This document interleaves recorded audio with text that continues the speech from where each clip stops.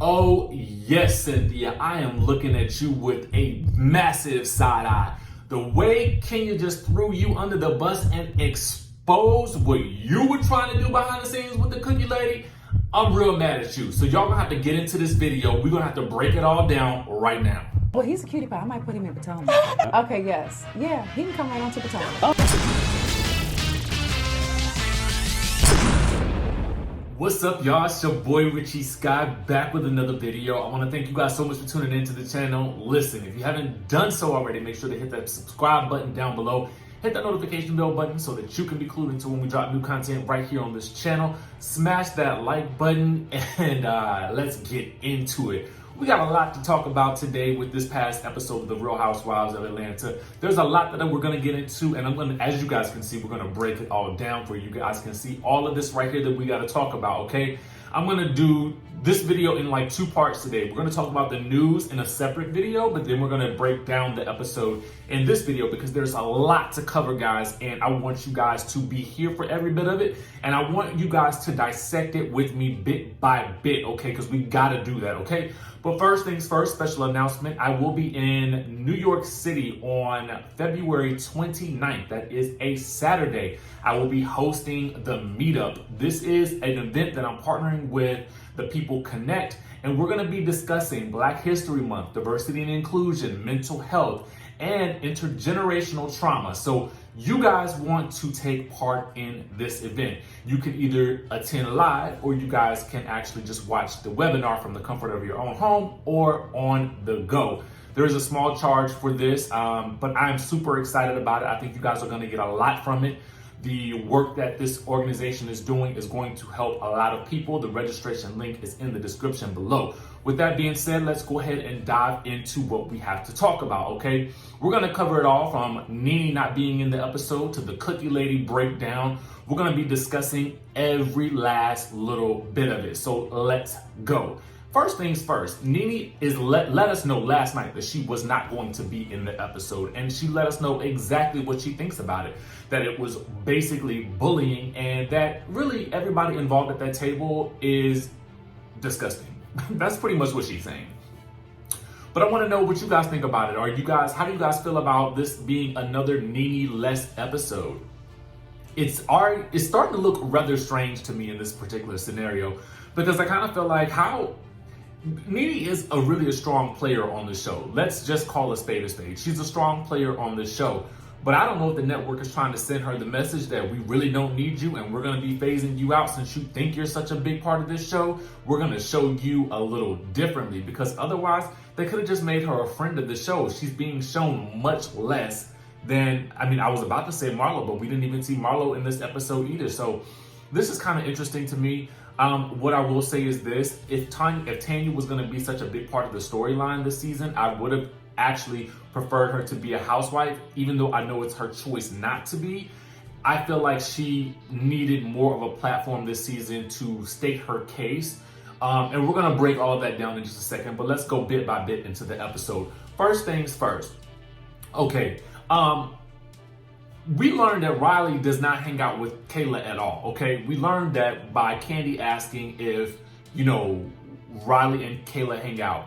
Now, I'm assuming that these two girls are just not the best of buds and they probably just don't click. And I guess this is the problem that you may have when you try to blend families. It's like neither one of these two kids asked to be in the situation. So it's not like all of a sudden they're going to just be sister, you know what I'm saying? But comment down below if you guys think it's odd that they didn't hang out, or if you guys think that this is just par for the course and Riley is just not here for Kayla, okay? That could be the case as well. Let's go ahead and get into cookies and tea, because that was at the beginning of the episode. There is so much to break down here.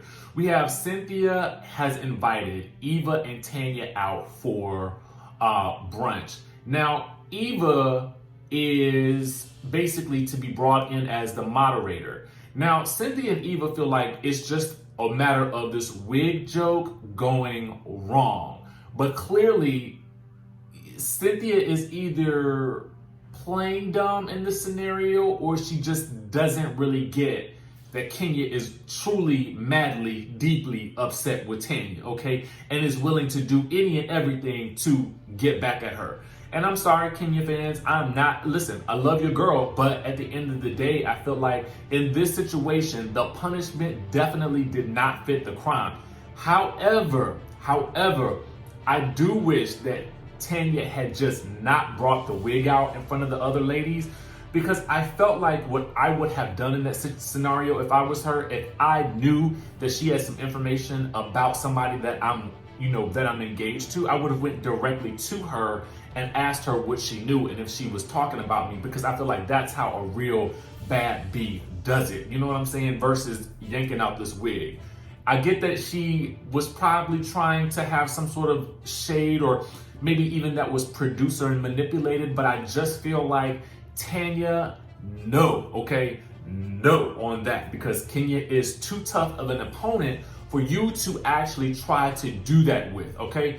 But here's the thing about this whole situation at this Cynthia organized Ponderosa, is that she failed to mention to Tanya that Kenya was actually coming. So Tanya, who is what I would call probably a smart woman, did not even have the time to figure out how best to approach the situation before Kenya sitting down and being basically prepared to annihilate her, which she actually did. So Cynthia, you probably should have told her that from the jump so that she would have known what she was getting herself into, because don't invite me to a brunch and then have my nemesis coming to brunch too to confront me and I don't know nothing about it, because that to me was shady, okay? And Kenya is basically ignoring Tanya when she comes in, and she's basically talking about how she likes to look pretty when she's about to read a beat, okay? At that point right there, Tanya knew she was in trouble, okay? And Tanya is even trying to speak to Kenya and getting absolutely nothing. Now, Kenya goes right in and literally disrespects how Tanya makes her money, okay?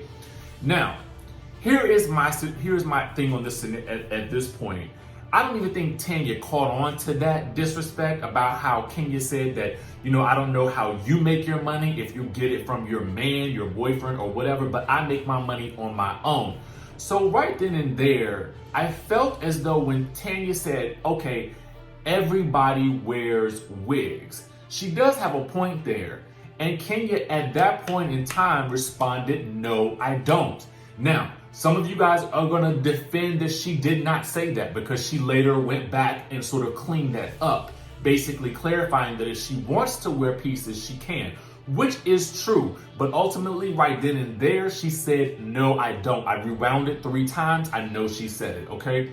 And then Tanya makes a great point when she says, if you lie about this, how would I believe you about anything else? And that's how you damage your brand.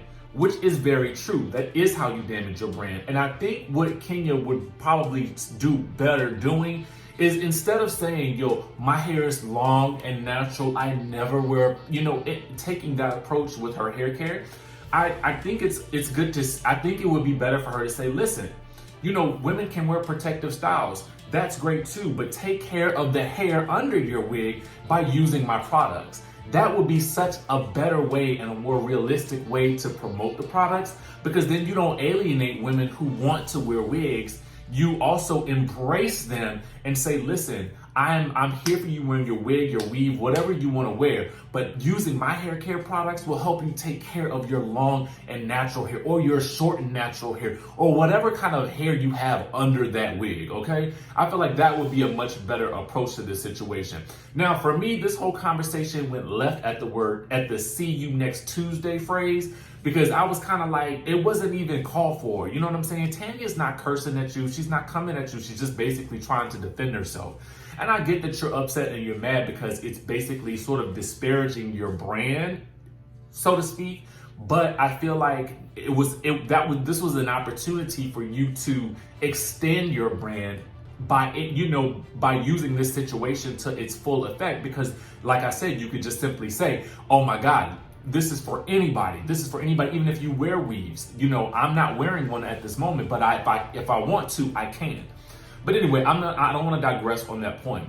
So Kenya then tosses Cynthia under the bus because she says the cookie lady told Cynthia about Paul. Then Cynthia proceeds to try to invite Cookie Lady out with the rest of the crew. And that is when production basically showed us that the Cookie Lady was indeed at her engagement, Bailey Center, whatever, launch, okay? That to me,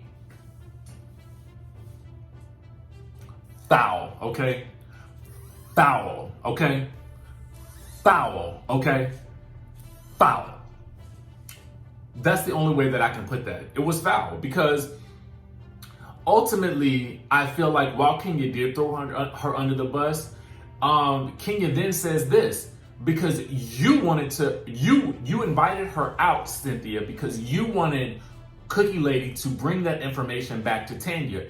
And Cynthia right now is who I'm looking at sideways, because I'm like, yo, you was playing this game behind the scenes and you didn't want nobody to know. Honestly, this to me kind of leads me to sort of now believe, because I'm gonna tell y'all the truth. When Nene was saying all this stuff about Cynthia being one way behind the scenes, I'm kind of looking at Cynthia now like, maybe Nene was right a little bit about what she was saying about you all those months ago. I mean, and granted, I don't think that Cynthia is a bad person. I just feel like maybe she was easily manipulated by production into doing these things. You know what I'm saying? Like they said, why don't you invite Shiana or whatever her name is, the Cookie Lady, to your event? Why don't you bring her in? And maybe they even told her that she was going to be a part of the show in some way, shape, or form, and that is why she involved her into the scene. I don't know, but what I am saying is that Cynthia made herself look absolutely crazy. But these were actions that she took that her good friend Kenya exposed, okay? So I can't be mad at Kenya for this, because I do feel like Kenya is basically just letting us in on what happened. And now Cynthia is in the mix of trying to defend herself. And I'm partially, even though Eva did step in the moment Kenya called Tanya the C word, I do feel like if she was there to moderate, she really didn't do a good job of it. But I feel like she was honestly ill prepared for that situation to go the way that it was going to go. Now, and here's the other thing that Kenya says, I have only tried to help you. Now, there was a whole lot of scuttlebutt about this whole situation, about the egg and this, that, and the third. I'm really confused about that situation because I don't know who is supposed to be offended by this situation. Is Tanya offended by Kenya trying to insert herself or help her with her egg situation, the IVF, or is Kenya upset that Tanya took that the wrong way? I really don't get it. If you guys know, comment down below. I'm confused, and that's all I have to say about that. Now, let's get into when the Cookie Lady enters, sashaying in like she was the only new character on the show, okay? She did. And then she launches directly into her story. And now I made 11 points that we have to go over and to really dissect this whole story, okay? So stay tuned, because we are gonna break this thing down bit by bit, and we are gonna demolish this situation. And then I wanna see what you guys have to think about it. Now, first, she says that Paul flagged her down on the way to the restroom. Now, these are aspects of the story that I do feel like Tanya glazed over and that she might want to pay attention to. I actually would suggest that Tanya rewind this episode and watch it back. Or maybe she doesn't want to, but we'll get into maybe why that is in point number 10, 11, which point number 10. So hold on to your wigs. Anyway, so there is that. So it was Paul that was expressing interest in Tanya. Now, if you watch the Real Housewives of Atlanta after show, Tanya will basically say that it was a group of men that were sitting at a bar, that this is the story she got from Paul, that were sitting at a bar and they were talking to the women, and Paul was talking to the women on behalf of his single friends, okay? That is the story that she actually said in the Real Housewives of Atlanta after show. You guys can check that out on YouTube or BravoTV.com. Trust me, I watched all of them actually before I even watched the episode, because I wanted to make sure I had all of my notes and all of the information that I possibly could. Now, next, the Cookie Lady says that, this is point number 2. She says that Paul said he was single. Now, this is an aspect that Kenya basically echoed throughout that argument, okay? Now, this is the piece that I feel like Tanya really needs to latch onto, and I feel like she didn't latch onto it at all. She basically just push this to the side. But it was a key piece of the argument that if this man is telling somebody else that he is single, then that's probably a problem for you, unless he was just lying, trying to get the goods. I really don't know, but all I'm telling you is that that's probably a red flag that she needs to pay attention to. Now, number 3, at this point in the conversation, she says at this point in the conversation, we kind of lost interest in each other. I was kind of confused by that. So does that mean that nothing really did happen outside of him saying that he was single? If you're saying that you lost interest in each other, so what is the whole point of this conversation? That's kind of what I want to know, outside of, oh, your man said that he's running around town saying that he's single. That to me is the problem, okay? Now then, number 4, she says, well, okay, but Tanya balks. And what that means is she kind of and it's like, that's it? And the cookie lady actually gets a little sassy and is like, calm down, baby. I'm not trying to hurt your feelings. Well, that's kind of not true, because at the end of the day, you're the one coming in trying to expose this girl's man, and you got to be prepared that at some point in time, she's going to be a little bit defensive, especially given the way the situation happened. If she had just approached Tanya on camera or even off camera and said, listen, your man has approached me, he's on television, I know who you are, and so I'm letting you know what the situation is, that would have been a different story. But you come into the situation being very passive aggressive. Now, number 5, the point is, he said that he was in real estate. So did he lie? Because Tanya makes a big deal about this man not being in real estate and being in tech, which we all know if you follow Tanya in general. But did he just lie to her and tell her he was in real estate so as to confuse her and not to have her know exactly who he was? I'm not necessarily sure. Now, to me, I guess the bigger question is, and this is point number 6, husband versus fiance versus being single. Because, Tanya refers to this man as her husband, although they are not married. Kenya called it out and basically said, no, fiance, you're not married yet. And she also makes a big case about this in her Real Housewives of Atlanta after show as well. The fact that this man has been engaged to Tanya for 8 years and he hasn't married her yet. Now, what I want to know is, ladies and gentlemen out there, is this a problem that you guys see? That this woman has been engaged to this man for 8 years and they are not yet married? I guess for me, I had just looked at it as different strokes for different folks. But at a certain point in time, does that mean that because he's not married that he is technically single? Is that what he's saying in this scenario? I don't know. But comment down below what your thoughts are. Now, number 7. The cookie lady is adamant that Paul was trying to continue a conversation, and adamant also too that Tanya was the one who was being aggressive with her. But honestly, to me, I felt like the cookie lady was really kind of passive aggressive and even gaslighting Tanya, and trying to make her feel like she was being the aggressive person in that conversation. And if you guys don't know what gaslighting means, that means that you are trying to convince someone of something that they don't necessarily see themselves as. You ever been in an argument with somebody and somebody tells you that you're crazy and they keep trying to make the point that you're crazy, and they can even probably give you examples of ways that they think that you're crazy, but that whole conversation is actually making you feel like you're crazy? That is what gaslighting is, especially if you know that you're not crazy. I feel like she was gaslighting Tanya in that situation, trying to make her seem very aggressive, but that was actually a passive aggressive way to do that. Next, Cynthia is defending how the cookie lady approached her. And to me, I'm like, Cynthia basically says, we didn't even know this was going to happen. This was off camera when this happened. No, Cynthia, you have a problem with this, because this is what got you in trouble with Nene last season. You should know that the cameras were still out, because if you've ever been on a set of a reality show, if the cameras are still out, there's a possibility that they could still be recording. Okay, the camera was obviously not put away. The second thing is, you were still mic'd. Obviously, there was a mic still in your presence or something to that effect. You should know well enough by now to know that if that mic is still on, they are still recording. And if something like that comes up, they're going to use it. And you should have further known that thing was used when you invited the cookie lady to your Bailey launch event. And so this is why I have to break that lie down. You knew, okay? You knew what was going on. Now, number 9, the ladies are going on about the cookies, and then Cynthia and Kenya basically walk out with the cookie lady. It just looks shady in regards to optics.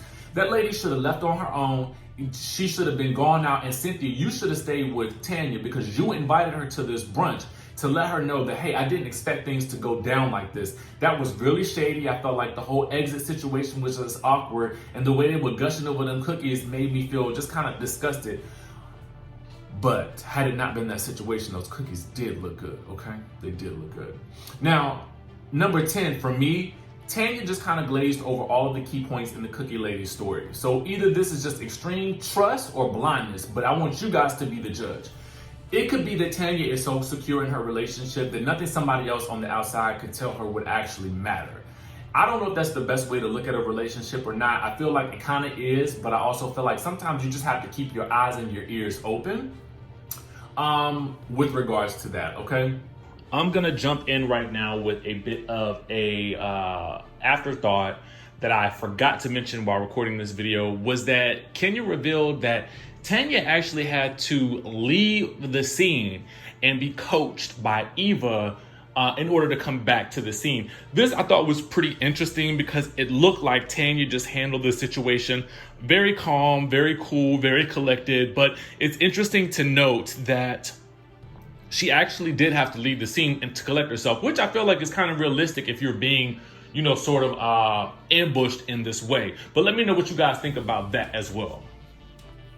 Now, here's another thought. Monique from the Real Housewives of Potomac actually shared her thoughts about how she felt like this whole situation was disgusting and how they were trying to break up, you know, Tanya's happy home.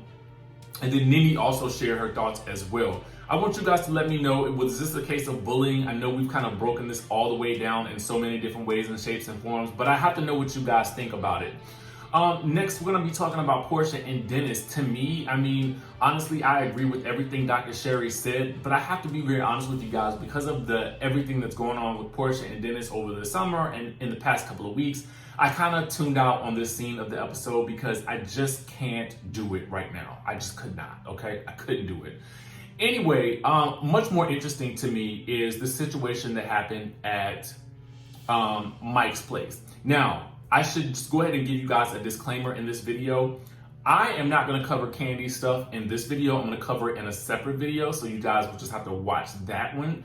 I apologize, but I just didn't want to overwhelm everybody with all of this in one video because I think it would just be too long, and I didn't want to do that.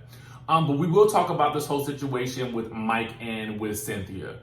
Mike has a lot of girlfriends, okay? One, I want to know for you guys who are watching, especially the ladies, how do you feel about him having so many female friends in his life? I mean, should that be a red sign? And two, Cynthia's never asked if he's dated any of them. Should she in fact ask? Does it matter if they did? I want to know what you guys think. Should she be asking that question? And does it matter if they actually did date at any point in time? Even though one of the girls in the video said that it was too many of the girls that he was already juggling for either one of them, any of them to dive in. Next, we talk about how Mike was different now that he was engaged. Cynthia basically asked this question, and they said that he's advertising his love now, and that's new, and that he's had way too many women. So we did learn that. Now, here's something that I just felt like was just, I'm going to tell you guys the truth. I actually broke down in tears a little bit. His 17-year-old daughter is in the room as they're talking about Cynthia being on her knees, and then they're talking about really suggestive stuff in front of her, and he's basically talking about how he's a much better man now to Cynthia than he ever was to the women beforehand, which one of those women was her mom. So she's a 17-year-old girl in the mix of this conversation, and they're all laughing about it, and I feel like that's got to be overwhelming.